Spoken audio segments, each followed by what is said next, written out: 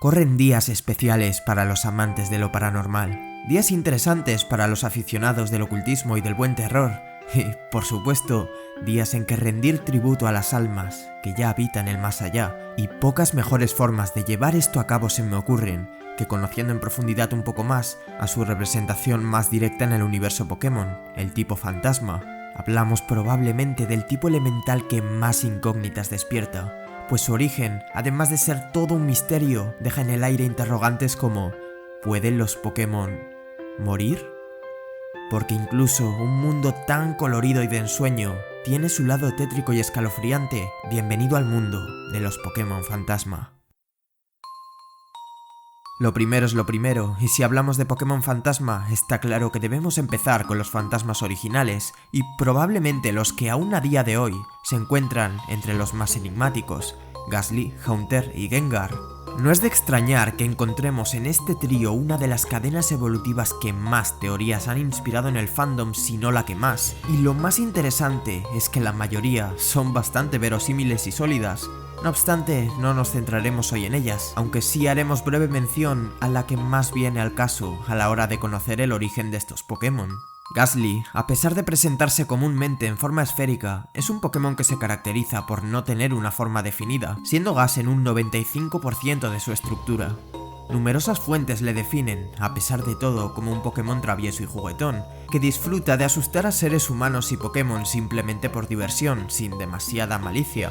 A pesar de que su evolución Haunter también goza de tomar el pelo a los seres humanos, encontramos en él un Pokémon mucho más oscuro, siendo uno de los únicos Pokémon de los que hay evidencia oficial de haber matado. Según la Pokédex, sus lengüetazos provocan en sus víctimas un temblor irrefrenable, hasta que en un punto su vida se extingue por completo. A pesar de su oscura historia, es sabido que Haunter no es un Pokémon malvado, ya que todas las muertes tras él responden al hecho de que este Pokémon se alimenta de energía vital, que necesita para seguir viviendo, siendo un depredador, de ahí su nombre occidental, Haunter, corrupción de cazador.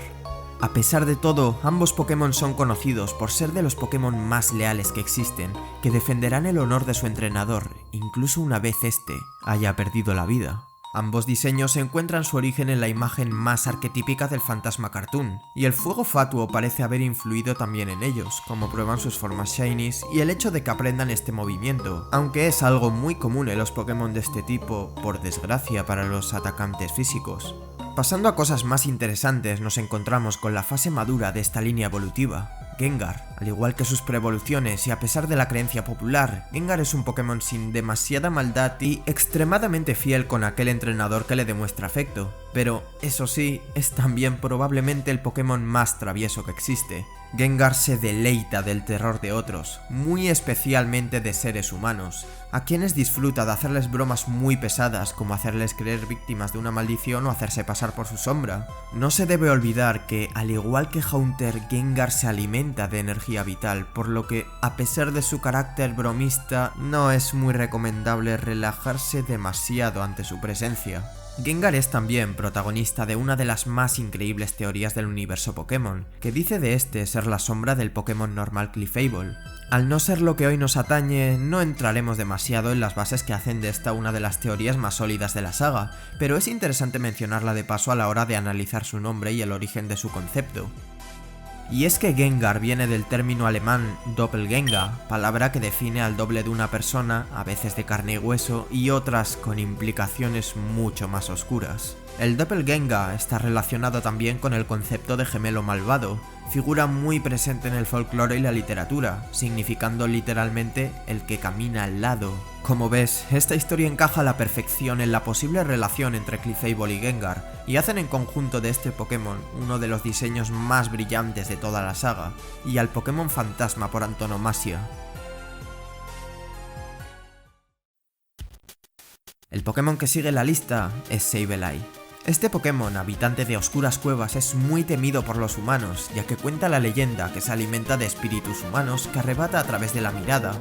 Tal vez por esta creencia es que este Pokémon se ha categorizado también como siniestro, es decir, malvado, Lo cierto es que se desconoce si Sableye tiene realmente la habilidad de robar el alma con la mirada, pero en general ha demostrado ser un Pokémon bastante tímido y asustadizo, que se alimenta de gemas y rocas y que no suele responder con demasiada violencia a aquellos que se cruzan con él.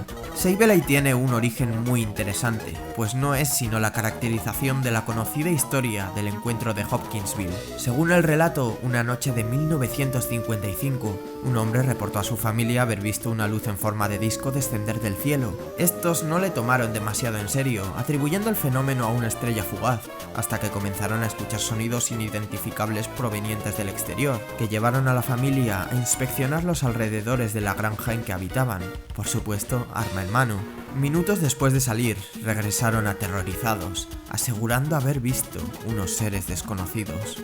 Durante el transcurso de la noche, las personas en el interior de la casa fueron asediadas por dichos seres, que les observaban fijamente a través de puertas y ventanas, a pesar de no mostrar signos directos de hostilidad.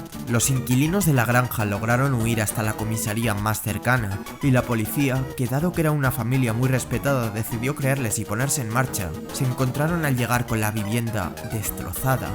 Numerosos investigadores defienden aún a día de hoy que el caso pudo ser real por el número de personas involucradas y por el hecho de que aún no se haya podido probar que esto fuese un engaño. Las criaturas fueron descritas como duendes de ojos brillantes, pequeñas patas y zarpas afiladas y un extraño balanceo de cadera, presente por cierto en los modelos 3D de Sableye a partir de la sexta generación. Se cree también que el hecho de que el Pokémon no tuviese vulnerabilidades hasta la sexta generación y de que posea 3 inmunidades es una referencia directa a la invulnerabilidad de estas criaturas hacia las balas. Sea como sea, la figura del duende de Hopkinsville está bastante arraigada a la cultura popular, con lo que no es extraño que un Pokémon la represente. Otro dato de interés de Sableye es su relación con las gemas, referencia directa a las ediciones en que hizo aparición, Rubí, Zafiro y Esmeralda. Y ya terminando con la tercera generación, el siguiente Pokémon se ha ganado a pulso el ser considerado como uno de los más terroríficos, pero a la vez más interesantes de la saga, Shedinja. Este Pokémon insecto es conocido por su habilidad única, Super Guarda, que le otorga una invulnerabilidad total a cualquier movimiento que no le golpee de forma super efectiva. Quizás te hayas preguntado alguna vez, ¿cuál es el origen detrás de esta habilidad que ningún otro Pokémon domina? Y, para entenderlo, debemos echar un vistazo a su línea evolutiva. El joven Nincada evoluciona en el Veloz Ninjask al alcanzar el nivel 20, pero en ese momento, algo inédito sucede.